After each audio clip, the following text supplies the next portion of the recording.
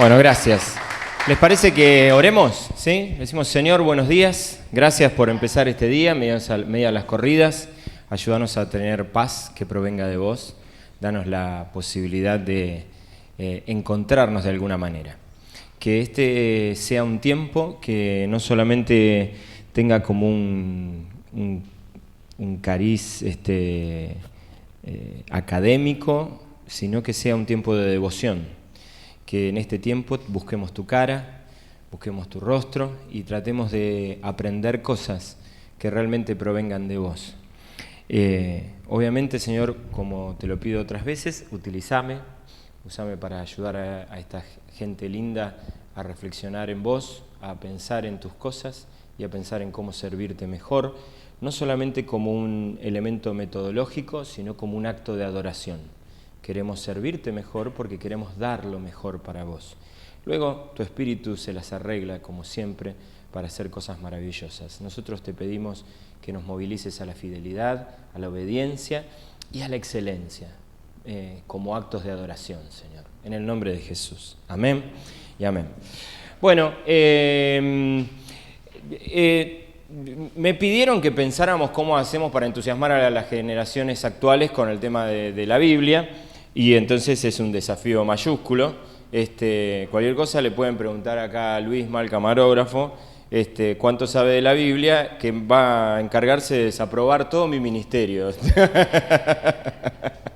Entonces, así que quiero tirarle un par de ideas, y quizás ustedes tengan otras, ¿está bien? Y no me quiero parar de acá desde el que las sabe todas. Pero sí me entusiasma pensar cómo podemos ayudar a esta generación a volver a encontrarse con la Biblia. Quiero arrancar por cuestiones súper prácticas, cosas que se me ocurren a nivel súper práctico, y después ir a cuestiones que tienen que ver con más de fondo. ¿Está bien? No sé si estoy haciendo el camino inverso o no, pero vamos a ir por ahí. ¿Está? Entonces, bueno, lo primero que quería mostrarles es que esta foto está totalmente pasada de moda. Encontrar un joven hoy que lea la Biblia de papel, no sé, como sacarle una foto y poner un cuadrito y se los traes a los de Sociedad Bíblica para que los pongan en el salón de ventas, más o menos, ¿no? Así que esta es una foto totalmente pasada de moda y lo cierto es que los muchachos, al igual que muchos de nosotros, hemos adquirido toda una conexión a través de lo que tiene que ver con los dispositivos móviles, ¿no? Así que, de alguna manera, me parece que uno de los desafíos que tenemos, no el único ni el más importante, pero uno de los desafíos que tenemos es, de alguna manera, encontrarnos con los dispositivos móviles y las aplicaciones. Y acá yo quiero hacerles una invitación, porque no quiero venderles aplicaciones. Y la primera invitación es que utilicen las tiendas digitales de sus celulares o de sus dispositivos móviles y hagan trabajo de profunda investigación. Es decir, bájense todo lo que diga Biblia y empiecen a mirarlo. Se van a encontrar con cosas paupérrimas, espantosas, quizás hasta heréticas, ¿está bien? Pero se van a encontrar con otras cosas que definitivamente pueden ser muy, muy buenas, ¿está bien? Si ustedes más o menos saben algo, ahí tienen el iconito del YouVersion, ¿sí? YouVersion es una aplicación más que interesante por un montón de cosas, entre otras porque funciona casi como si fuera una red social. La mayoría de las personas, incluyéndome, de hecho no la usamos como red social, pero hay una posibilidad de compartir, de dar ideas, de transmitir cosas a otros. Vos desde YouVersion podés generar esas placas de diseño con textos y toda esa historia que son más que maravillosas, ¿no? Entonces hay un montón de cosas para investigar y sobre todo cuando los pibes están en las redes sociales hay posibilidad de conectarse con ellos a través de eso. Después hay otras aplicaciones. Una de las aplicaciones que recomiendo sobre todo para los nenes es la versión, es el producto que YouVersion sacó. Parece que estoy vendiendo la YouVersion, ¿no es cierto? Pero es el producto que sacó para niños, que está espectacular, fantástico ese coso. Ayer lo estuvimos chequeando con Paz, con mi hija de 4 años. Es un producto más que bueno. Y después se van a encontrar con un montón de productos que tienen juegos, ¿no? Y que les van a dar, para mí sirven para dos cosas. Uno, o para compartir vía online con los chicos y decirle bajate esto, mirá lo que sé yo, o si no, cuando ustedes tienen algún tipo de dispositivo y pueden contar con este soporte del coso, pueden utilizarlo para interactuar con los chicos en cualquier actividad. Entonces hay veces que cuestiones que tienen que ver con dinámicas para que los chicos aprendan o se encuentren con la Biblia, ya están producidas. Ya hay un montón de aplicaciones que de las que vos te podés apropiar. ¿Viste? A veces uno arma el PowerPoint con todas las preguntas sobre la Biblia para chequear cosas, ya está hecho. Entonces, obviamente si querés hacerlo vos, yo muchas veces lo hago, pero si no, sabés que está. Entonces, les insisto en que, y a los más grandes, se buscan un adolescente, lo invitan a tomar la leche a casa, y le dicen, vamos a investigar, ayúdame a investigar junto todo lo que haya en internet sobre la Biblia que me sirva. Y van a matar 2 pájaros de un tiro. Primero, van a tener mucha información, y segundo, se van a comprar la relación con un adolescente que les va a venir muy, muy, muy, muy bien. ¿Está bien? Algo que a partir de las redes sociales nosotros hemos tratado de implementar de una manera o de otra es el saludable y sabio uso de las placas. ¿Está bien? A través de WhatsApp o a través de las redes sociales, muchas veces lo que tratamos es transmitir a veces es palabra de Dios, a veces es un concepto. Otra vez, las placas, hay muchas placas que no tienen que ser un genio en diseño porque ya están en internet. Las buscás y las encontrás. Te podés encontrar con esta, por ejemplo, tan bonita. Esta no la hice yo, estaba en internet. Hice 4 clics y tenía esa placa. ¿Tá? Así como esa puede haber 10.000. Y entonces yo los animo a que se familiaricen con eso, porque, bueno, si viven con adolescentes o saben con adolescentes, o sea, hay que agarrar una espátula y sacarle el dispositivo móvil de la mano, porque si no, no sale, ¿no es cierto? Entonces, a través de estas placas y a través de eventos o lo que sea, hay toda una instancia, y esto puede acompañarse, como por ejemplo, podríamos hacer un estudio de Gálatas durante un mes y ir mandándole versículos a los chicos durante la semana. Algo que a mí me parece importante y que está bueno pensar a partir de esto que estamos tratando de diseñar, es que una modalidad que me parece que es importante de la pastoral es que nosotros salgamos de la experiencia única del sábado, ¿no? Entonces, que pensemos, y después vamos a volver sobre ese tema, que pensemos cómo hacemos para transitar durante la semana el contacto con los chicos. Yo siempre digo que es imposible discutirle a un padre que no ame a su hijo y a un líder que no ame a su adolescente y a su joven. ¿Entendés? Yo te digo, vos no lo amás a tu hijo, me sacás el hígado, digamos, ¿no es cierto? Si yo te digo, vos no amás a tu hijo, me pegás. Si yo te digo, vos no amás a tus chicos de tu iglesia, ¿qué haces? Me escupís un ojo, digamos, ¿no es cierto? Porque si no puede ser, ¿cómo me vas a decir lo que me estás diciendo? Pero a veces el cuestionamiento no está en si amás o no amás, sino de qué manera pudiste cultivar una conexión sabia desde tu amor con la vida de ese chico o de tu hijo o de tu adolescente.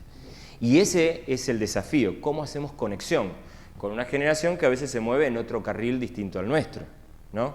Entonces, hay muchas veces que eso implica mucha tarea de investigación, ¿no? Y me parece que es un desafío precioso hacerlo. Si no te animás a entrar en mundos que te son desconocidos, entonces pedí que algún adolescente te haga la guía turística. ¿Está bien? Y vas a disfrutar de nuevo conocimiento y además vas a tener interacción con un adolescente. No hay nada mejor para un adolescente que le digas, vení y enseñame. ¿Está bien? Él se siente que sos un viejo vetusto y que él es el árbol de la sabiduría, ¿me entendés? Entonces, a partir de las placas y a partir de estas dinámicas, me parece que está bueno que podamos entrar en todo lo que tiene que ver con ayudar a los chicos a entrar en el conocimiento bíblico y obviamente para esto está bueno cualquier especie de desafío que se te ocurra, ¿no? Hay veces que yo he usado placas para bajar conceptos o a veces uso placa para bajar alguna trivia, entonces hay algunas 3, 4 posibilidades sobre un planteo, sobre una pregunta, sobre un libro de la Biblia, sobre un pasaje y ahí plaqueamos la trivia y después a tu criterio y a tu discernimiento y a tu creatividad y a tu poder adquisitivo están los premios que le vas a dar al que conteste bien y ponga el primer comentario en cosas. Se está relamiendo con los premios Luisma. Muy bien. O pueden ser trivias, o pueden ser verdadero o falso, o pueden ser preguntas. Cualquiera de esas cosas las encontrás en aplicaciones de internet. Las podés encontrar, pero a patadas. ¿Está bien? Vos ponés trivias sobre la Biblia y vas a encontrar. Preguntas sobre la Biblia, vas a encontrar. Verdadero o falso, vas a encontrar. ¿Está bien? Hay un montón de aplicaciones que tienen que ver con eso. Vos podés encontrar una que sea la mejor y la más compatible con tu dispositivo. A partir de ahí, de estas cuestiones, está bueno pensar, hay otro tramo de cosas más que interesantes que tienen que ver con, me acordé de otra cosa. Por ejemplo, otra cosa interesante que hay en formato de aplicaciones son diccionarios bíblicos y comentarios bíblicos. Entonces, con algunos adolescentes, los que están más ávidos, vos podés hacerle la conexión con los comentarios y los diccionarios bíblicos, que no muerden, son fantásticos, y que realmente enriquecen un montón, ¿sí? Y otra vez, las placas, en vez de tener que ver con versículos, pueden tener que ver, tirar una palabra rara de la Biblia o algún concepto que a veces está como mal manejado, ¿tá? Como por ejemplo pecado, que pecado para el común de la gente es ese elemento, esa herramienta para la opresión de los pueblos a partir de grupos hegemónicos religiosos. En cambio, si vos lo llevás al diccionario bíblico y le mostrás qué es pecado, entonces ahí ya estamos hablando y encodificando de manera correcta. Entonces, por ejemplo, uno podría trabajar todo eso y obviamente, además de Google, hay algunas aplicaciones que le podemos decir a los pibes, mira, además de buscarlo en Google y que te conteste Wikipedia, que probablemente te conteste mal, hay algunas aplicaciones que también lo pueden hacer. ¿Sí? ¿Está bien hasta acá? Estoy yendo medio rápido para tratar de meter lo que más que puedo. La otra dinámica es que me parece que obviamente tenemos que llevar a los chicos al estudio de la palabra. Y hay 100.000, no, 100.000 no, pero hay muchos métodos que están buenos para generar espacios de estudio, ¿no? Uno de los más clásicos es el estudio inductivo, hay lo que yo llamo la máquina en el tiempo, que vos podés ir y tratar de situar a los muchachos en una experiencia de viajar en el tiempo y situarlos en el lugar y guiarlos, hacerlos como de guía de turismo cuando vos tenés la información correcta de cómo era el ambiente, de cómo era la cosa. Pero hay un método que para mí está buenísimo por lo breve, lo conciso, los muchachos andan a 10.000, que es lo que yo llamo el estudio flash. ¿Está bien? Que consiste básicamente en 3 preguntas. Yo puedo agarrar cualquier pasaje y hacerle estas 3 preguntas. La primera pregunta es, ¿qué descubriste? ¿Qué te enteraste a partir de esto? Y esto es rápido, esto yo puedo hacer 4 versículos, tiro los 4 versículos y digo, ¿qué descubriste? Y la siguiente pregunta es, ¿qué no entendiste? ¿Qué no entendés? Rápido, tiralo rápido. Y tercero, ¿qué aprendés? ¿Está? Entonces, hay veces que con esas 3 preguntas nosotros podemos introducir a los chicos en un pasaje o en un capítulo de la Biblia de manera muy, muy rápida y hacerlos llegar. Y en esa velocidad ganarles un poco el entusiasmo. ¿Está? En esta dinámica me parece más que importante ponernos a pensar cómo establecemos un programa a lo largo del año donde podamos ir jugando con todas estas cosas, ¿sí? Yo le acabo de dar como un montón de herramientas que ustedes pueden agarrar y decir, bueno, ahora las voy a poner en el año con los pasajes y los temas que yo quiero abordar a lo largo del año. A ver, y acá voy a hacer un paréntesis. Yo tengo una declaración bastante categórica que consiste en lo siguiente. Yo creo que todo ministerio de jóvenes y adolescentes serio planea el año. El mensaje por contraposición, espero no herir susceptibilidades, ¿no es cierto? ¿Está? Pero si vos querés tener un ministerio serio, entonces planeás el año. Y hay gente que me dice, ay, y el mover del espíritu y qué sé yo. Yo digo, mira, a mí no me embromes porque Dios ya tiene organizado el apocalipsis. Entonces, si Dios ya organizó el apocalipsis, no puede ser que yo no organice el año, ¿me entendés? Entonces, busco la guía del espíritu y me planeo el año. ¿Por qué? Porque, entre otras cosas, puedo ver cómo vuelco todas estas herramientas para entusiasmar a los muchachos con distintas cosas. Pero entonces, hay un desafío que me parece que para nosotros es importante, que es mirar el año a lo largo y buscar todas estas herramientas y aplicarlas a los contenidos que nosotros queremos vertir sobre la vida de los pibes. Sean contenidos temáticos o sean contenidos bíblicos. ¿Soy claro hasta acá? ¿Sí? ¿Seguro?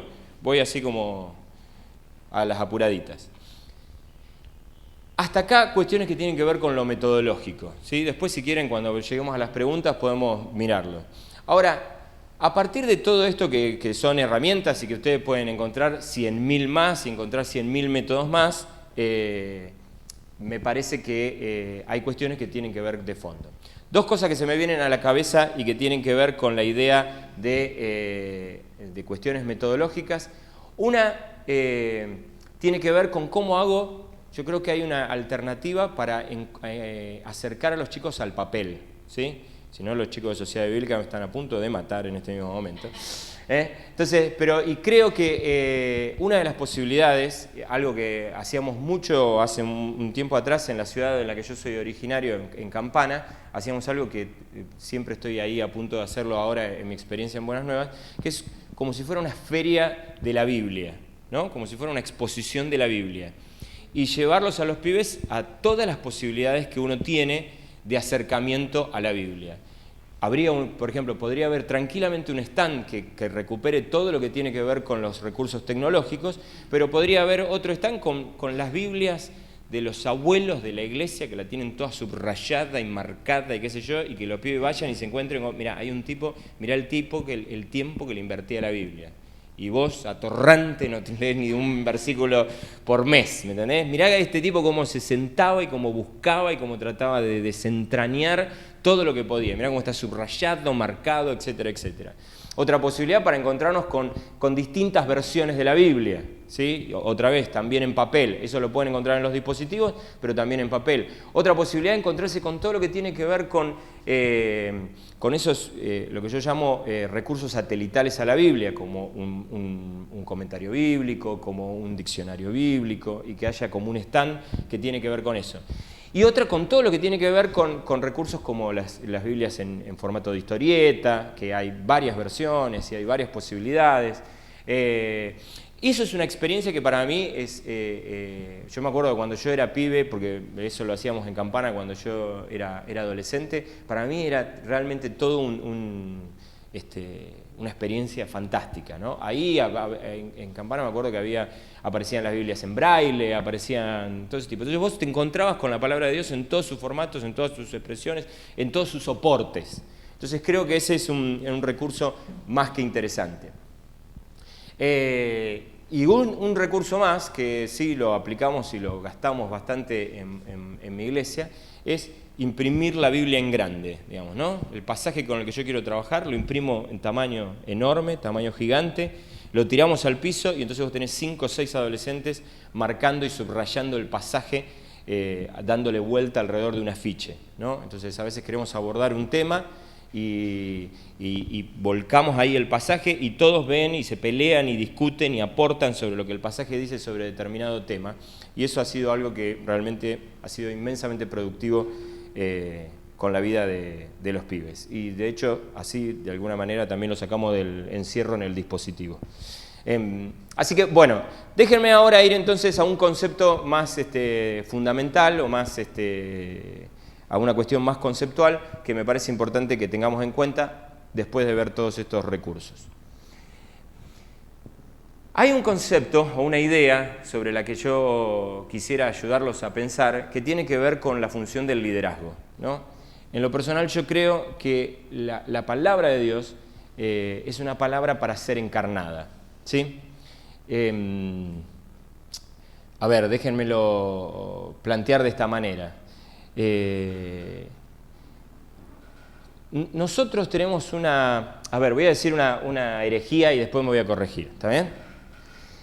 Nosotros tenemos una habilidad que Dios no tiene, aunque parezca raro. Nosotros tenemos la habilidad de hacer una cosa y decir otra completamente distinta. ¿Se entiende? Esa habilidad, nosotros tenemos esa habilidad. Yo puedo decir una cosa y hacer otra totalmente distinta. O sea, mi palabra puede ir en una dirección y mis hechos pueden ir en otra. Dios parece que no tiene esa habilidad. A ver, ahora lo digo mejor. Entiendo que no es propio de la naturaleza de Dios decir una cosa y hacer otra completamente distinta. También la dije mejor ahí, ¿no es cierto? Pero, ¿se entiende a dónde quiero apuntar? Nosotros tenemos esa capacidad. A partir de tener esa capacidad, nosotros hemos hecho de la palabra un elemento conceptual. Nosotros hemos podido instalar en nuestra mente y en nuestro corazón la palabra como un elemento meramente conceptual, como un elemento meramente teórico, Pero para Dios eso es incapaz de existir. O sea, en Dios no es, en su naturaleza no es propio concebir semejante cosa. ¿Soy claro hasta acá? Miren una cosa, por ejemplo, nosotros hemos concebido el concepto de la palabra de Dios no vuelve vacía, ¿no es cierto? Y nos encanta, es fascinante, ¿no? Decimos, no, vos predicá a tiempo y afuera de tiempo porque la palabra de Dios no vuelve vacía. Y a ver, y yo creo en ese pasaje, ¿sí? Pero lo que me pasa es que, como muy bien decía, Esteban es tu nombre, ¿no? Como muy bien decía Esteban, a veces nosotros hemos usado la Biblia como un elemento mágico. Entonces, es medio como que andamos tirando como conjuros al aire, ¿no es cierto? Entonces yo te tiro una palabra y total no vuelve vacía, ¿me entendés? Entonces es como que ando haciendo una especie de dinámica mágica donde yo tiro una palabra y se supone que como te tiré la palabra, no va a volver vacía, guarda. Y la verdad es que yo me encantaría mostrarles el contexto de esa expresión que ni siquiera llega a versículo, no es un versículo, es parte de un versículo. Entonces quisiera mostrarles ese concepto. Nosotros hemos sabido acuñar y quizás hasta exagerar de ese concepto de que la palabra de Dios no vuelve vacía, pero déjenme regalarles el contexto, que este es otro desafío interesante. Miren, yo le hago este desafío a todos los adolescentes. Decime qué versículo sabés de memoria. Entonces me tiran cualquiera, Juan 3:16. ¿Qué dice el versículo anterior y qué dice el posterior? No tengo idea. ¿No es cierto? Entonces yo le digo, mira, ya es rico que vos sepas Juan 3:16. Pero si le metés el 15 y el 17, vas a volar. Vas a ver qué impresionante, vas a encontrar una riqueza impresionante. Y van a verlo, por ejemplo, en este contexto. ¿Está bien? Si ustedes a esa expresión le meten el contexto, fíjense qué interesante lo que va a decir. Porque como desciende de los cielos la lluvia y la nieve, y no vuelve allá, sino que riega la tierra y la hace germinar y producir, y da semilla al que siembra y pan al que come, así será mi palabra que sale de mi boca. No volverá a mí vacía, sino que hará lo que yo quiero y será prosperada en aquello para que la envíe. ¿Sí? Ahora, yo quisiera que ustedes presten atención en esto, porque mientras nosotros concebimos a la palabra como un hecho meramente teórico o conceptual, en el caso de Dios, la palabra no funciona solamente así. Dios habla y suceden cosas. ¿Está bien? Dios habla y se producen cosas. Es decir, cuando Dios hace, habla. Y cuando Dios habla, hace. ¿Se entiende? Vienen como juntos, están en el mismo combo. Y yo creo que ese es el desafío de un discípulo de Jesús.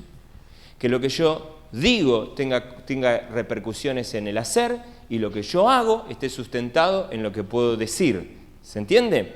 Y esto para mí es muy interesante porque esto implica que la palabra de Dios tiene como primer desafío que yo la encarne. No puedo separar teoría de práctica. La teoría y la práctica en el acuñar la palabra de Dios van juntitas, van como pegaditas una al lado de la otra. Y ese desafío para mí es más que interesante porque entonces eso significa que cada vez que yo digo algo, mi desafío es cómo lo vivo, cómo lo pongo en práctica. Y cuando digo algo, ese decir algo tiene como soporte mi vida. El apóstol Pablo dice que tenemos que ser cartas escritas, ¿no? Cartas vivas.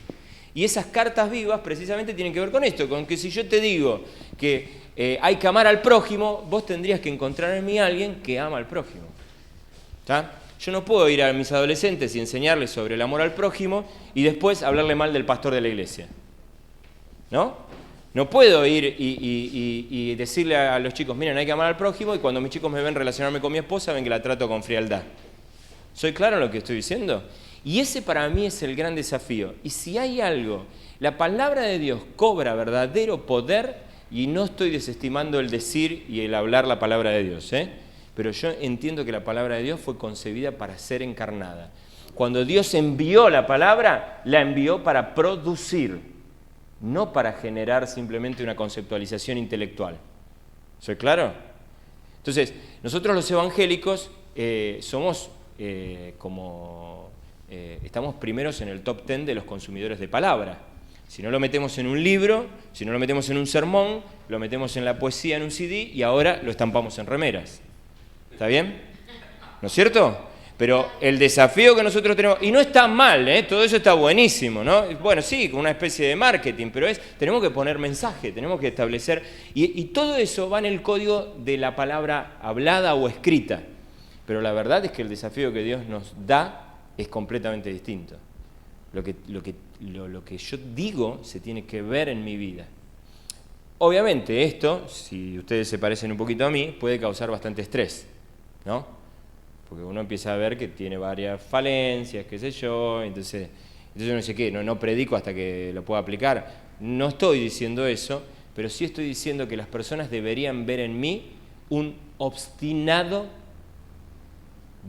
deseo de abrazar la palabra de Dios como una práctica propia a mi vida. ¿Se entiende? Entonces, si yo digo, Jesús vino para que tengamos vida y vida en abundancia, yo me tengo que parar en el espejo y dar abundancia. Si no doy abundancia, hay algo que no está funcionando bien. Si doy miseria, cuando me paro en el espejo, hay algo que no está funcionando bien. Si yo digo, por nada estéis afanosos y vivo comiéndome las uñas, hay algo que no está bien. Entonces, ¿qué tendría que hacer? Decir, Señor, trabaja en mi vida para que la palabra aplique a mí. ¿Sí? Si yo no hago, nosotros estamos pensando, ¿cómo hacemos para que los pibes lean más la Biblia y nosotros no la vivimos? ¿Se entiende? Entonces es una incoherencia total. Porque la Biblia no es un libro para atesorar meramente desde el intelecto, sino que es para vivirlo. ¿Está? Fíjense, en esta misma línea, ustedes pueden ver que nosotros hemos hecho algo parecido con Juan 8:32. ¿Tienen Juan 8:32? Seguro que se lo saben de memoria. ¿Está? Juan 8:32 dice, y conocerán la verdad, y la verdad los hará libres. ¿Sí? A mí me gusta cuando hablo con los chicos sobre este versículo, les digo, ahora la I no está ahí porque es una letra cool. ¿Vieron que la I griega es una letra como canchera? Si vos te llamás Daniel, firmás Dani con Y, ¿entendés? Si vos te llamás Patricia, firmás Pati y no le ponés I latina, ¿entendés? Le ponés Y. Porque parece como que tiene más onda la Y. Bueno, la I ahí no está porque tiene onda, ¿me entendés? La I viene de algo, tiene conexión con otra cosa, ¿sí? Ahora, cuando nosotros tenemos este versículo aislado, y acá venga todo lo que tiene que ver con dejar los textos fuera de su contexto, cuando nosotros dejamos solamente ese versículo aislado, ese versículo parece un pase de magia, ¿me entendés? Y conocerán la verdad, y la verdad los hará libres, ¿no? Parece como un elemento mágico. Vos conocés la verdad conceptualmente, yo te tiro una verdad y cataplúfete, vos sos libre. Pero cuando vos pones en contexto este versículo y lees el Juan 8:31, del que la mayoría de nosotros no se lo acuerda de memoria, ¿está bien? La cosa empieza a cambiar. Entonces dice, entonces Jesús les dijo a los judíos que habían creído en él. Hago una pausa acá. No le está hablando a gente incrédula. No le está hablando a gente rebelde, no le está hablando a gente que le había dado la espalda, le está hablando a estos señores y señoras honorables que participan del Congreso de la Biblia de Sociedad Bíblica Argentina, ¿sí? Que creen en él, que ya creemos en él. ¿Sí? Le habla al diácono, al pastor, a la señora honorable del pastor, a la maestra de escuela dominical, al ujier consagrado, a esa gente le está hablando Jesús, ¿sí?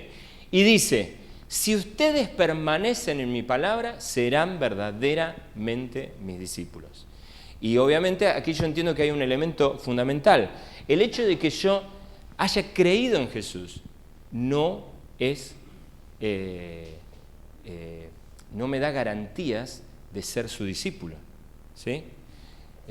A ver, no me quiero poner muy teológico en este sentido, pero yo entiendo que mi condición de hijo no la voy a perder por nada del mundo. Después si quieren discutimos sobre eso, pero es mi posición, ¿no? Yo creo que mi condición de hijo no la voy a perder nunca.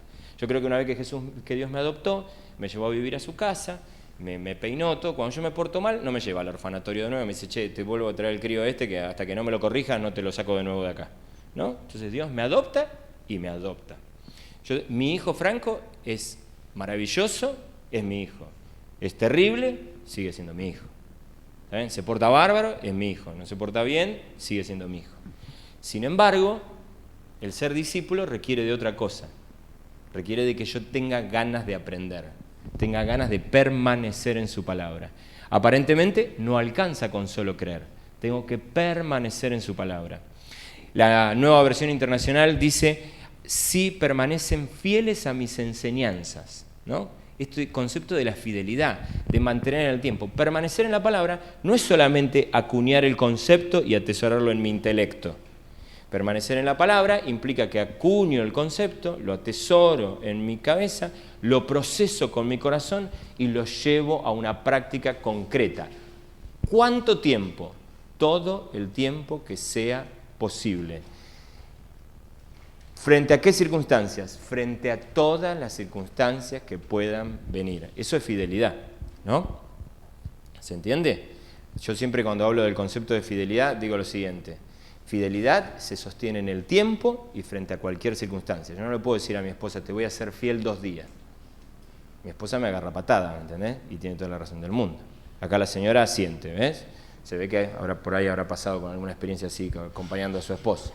Entonces, ¿sí? Y es frente a cualquier circunstancia. Yo no le puedo decir a mi esposa, mirá, yo siempre te fui fiel, pero apareció esta chica tan linda, tan preciosa, con esas curvas, y bueno, uno no es de madera, ¿viste? Qué sé yo, entonces se me fue la fidelidad. No, la fidelidad se sostiene todo el tiempo, bajo cualquier circunstancia. Entonces, yo no puedo decir, bueno, 1 Corintios 13, bueno, ¿qué querés? Vivimos en este mundo también, ¿viste? No, sí, está lindo, pero tampoco la pavada, ¿no? Hay que perdonar. Bueno, perdonar. 70 veces 7, y uno va llevando la cuenta, digamos, ¿no? Entonces, si va a haber versículos a los que nosotros no vamos a permanecer en ellos, vayamos tachando y nos vamos ahorrando lectura, digamos, ¿no es cierto? ¿No? Ahora, yo creo que si está en la Biblia es para que yo lo atesore en mi mente y mi corazón y lo pueda llevar a la práctica. Lo interesante es que una vez que yo permanezco fiel a mi palabra, de alguna manera la Biblia dice que recién ahí me puedo dar chapa de verdadero discípulo. No soy verdadero discípulo cuando levanto la mano, paso al frente y hago la oración de fe. No soy verdadero discípulo porque voy todos los domingos a la iglesia. No soy verdadero discípulo porque tengo un puesto importante en alguna congregación. Soy discípulo cuando permanezco en su palabra, cuando soy fiel a sus enseñanzas. Cuando digo, maestro, enséñeme, ¿qué tiene para enseñarme? Hay que amar al enemigo. Ok, difícil la tareita de hoy, ¿eh? Sí, pero esa es la lección de hoy. Y bueno, ¿y cómo se hace?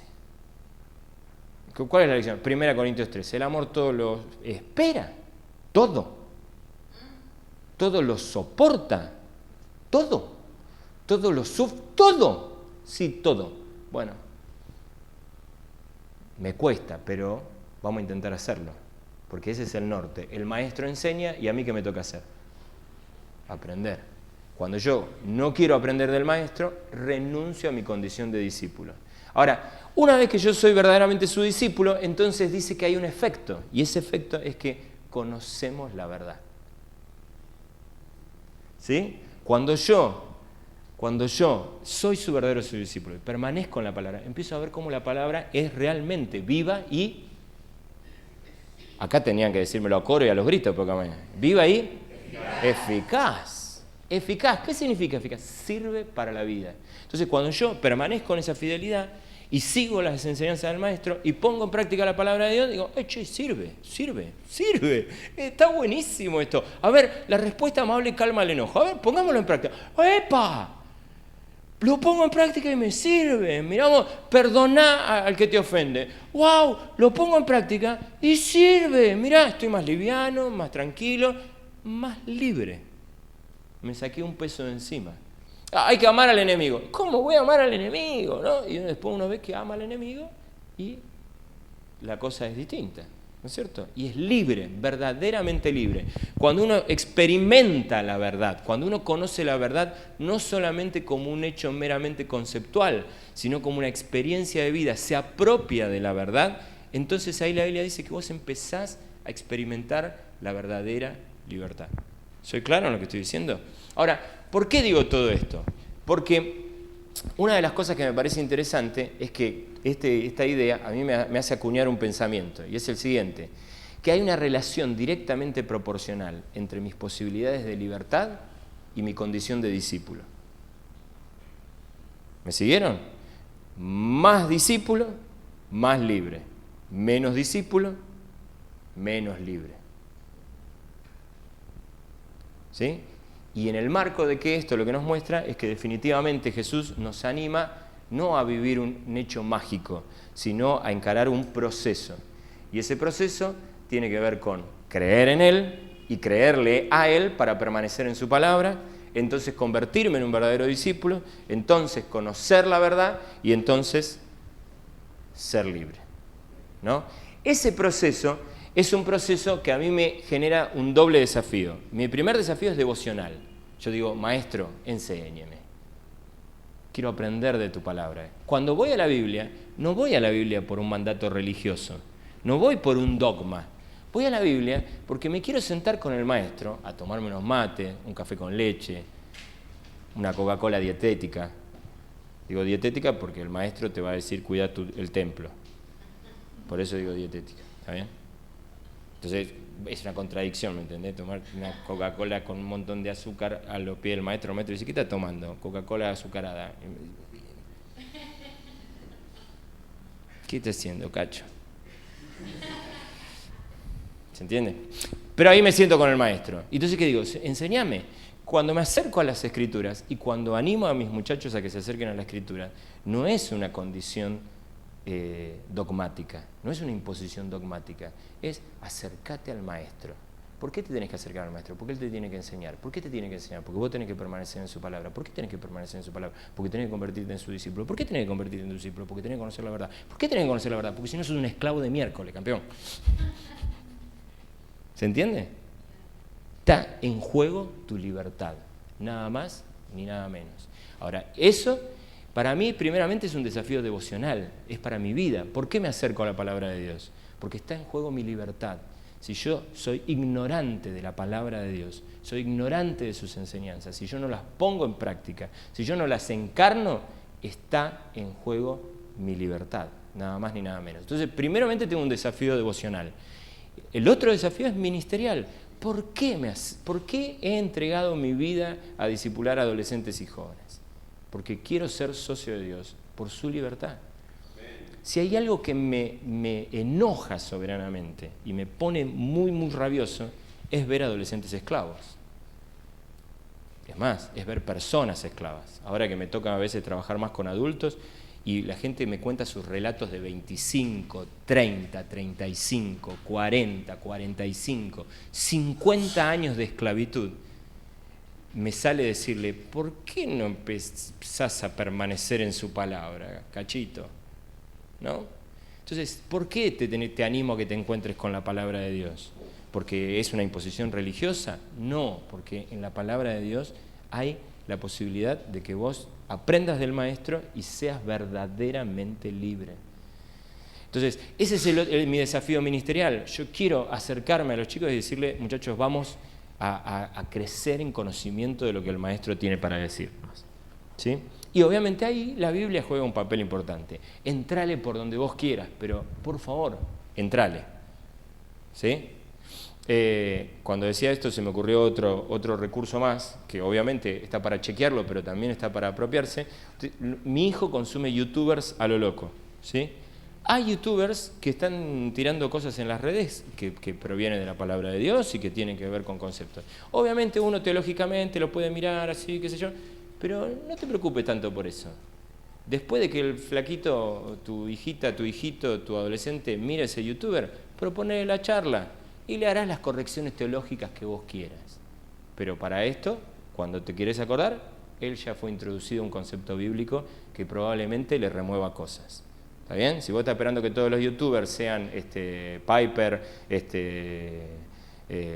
Matthew Henry y Billy Graham y quien más te guste, y bueno, esperá sentado porque no lo veo a Piper de youtuber, no lo veo, ¿entendés? Se me complica verlo. Esto para mí implica, simplemente termino con esto y después, si quieren, hacemos preguntas y si no, se toman un café con leche. Esto implica una experiencia que creo que todos nosotros necesitamos hacer. Si yo quiero que mis adolescentes se acerquen a la Biblia, lo mejor que puedo hacer es yo acercarme a la Biblia y luego acercarme a mis adolescentes. Esa es la idea del mentor, ¿no? Vuelvo con lo de atrás, ahí te vuelvo. ¿sí? Esto hace referencia a Juan 8:32, 31 y 32, ¿no? Es el proceso en el que Jesús presenta en esos dos versículos. Creer, permanecer en su palabra, entonces me convierto en su verdadero discípulo, conozco la verdad y entonces soy libre. ¿Está bien? ¿Avanzo? Entonces, entiendo que para todo esto que yo les planteaba, es importante que cosechemos esta idea de relaciones interpersonales cercanas con los adolescentes. La palabrita de moda es mentor, pero ponele la palabra que vos quieras. Hermano mayor, pastor, líder, lo que sea. Pero de alguna manera tus adolescentes necesitan ver que vos estás enamorado de la palabra de Dios. Un aporte categórico que quiero hacerles, ojalá tus muchachos se den cuenta que vos estás enamorado de la palabra de Dios, no porque sos un fanático religioso, sino porque sos lo suficientemente inteligente para querer ser libre. Yo quiero ser libre. A ver, flaco, quiero ser libre. ¿Dónde está la info que me hace libre? En la palabra de Dios. Entonces, flaco, ni loco consumo otra cosa, ¿me entendés? Y te invito a que hagas exactamente lo mismo. Yo quiero de esto. Necesitamos contagiar a nuestros muchachos con esa experiencia. Si vos tenés una actitud fría para con la palabra de Dios, olvídate. Vas a usar todos los recursos que vimos al principio y va a ser lo mismo que la nada, ¿no? Entonces, fíjense qué interesante que el consejo del autor de Hebreos, miren cuál es el consejo del autor de Hebreos en esta situación. Acuérdense de sus pastores que le dieron a conocer la palabra de Dios. Fíjense, hasta ahí uno podría pensar que es un hecho meramente conceptual, pero no es un hecho meramente conceptual. Dice, piensen en los resultados de su conducta e imiten su fe. Entonces, ese es el desafío que vos y yo tenemos, que no solamente tengamos un almacenaje importante de la palabra de Dios de manera conceptual, sino que sermones muy bien armados y sermones muy bien elaborados, sino que podamos mostrar a través de nuestra conducta y nuestra experiencia de fe que esa palabra que hemos dado la hemos vivido. Ser modelo, exactamente. Ahora, es interesante esto.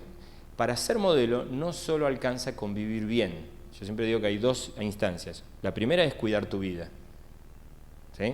Diego Armando Maradona dice, yo no pedí ser ejemplo de nadie. Bueno, está bien. A él le queda bárbara la frase, a vos te queda horrible. Porque parte del negocio del padre es que seas ejemplo. Tenés que ser ejemplo. Si no, dedícate a otra cosa. Digamos, ¿no? Entonces, ese es el desafío que vos y yo tenemos. Ahora, lo primero es cuidar mi vida. Lo segundo es ver cómo acorto distancias. Y quizás a veces sea un desafío todavía mayor, ¿no? Porque cuidar mi vida, está bien, me meto de monje en el Tíbet y cuido mi vida. Pero acercarme a un espantoso adolescente es otra cosa, ¿no es cierto? ¿Sí? Tony Campolo, que para mí es uno de los oradores más destacados que conozco, él dice, prefiero someterme a un pelotón de fusilamiento, dice. ¿Está bien? Y lo admiro a Tony, pero igualmente me llama la atención. Prefiero someterme a un pelotón de funcionamiento que a un auditorio con adolescentes, ¿no? Entonces, yo creo que en ese desafío está precisamente cómo acortamos distancias. Y para acortar distancias hay que tener como una actitud más abierta y de aprendizaje. Y quizás ellos puedan guiarte por todo un montón de cosas de aprendizaje que a vos después te habilite a poder enseñar a vos también, ¿no? Hasta acá lo mío.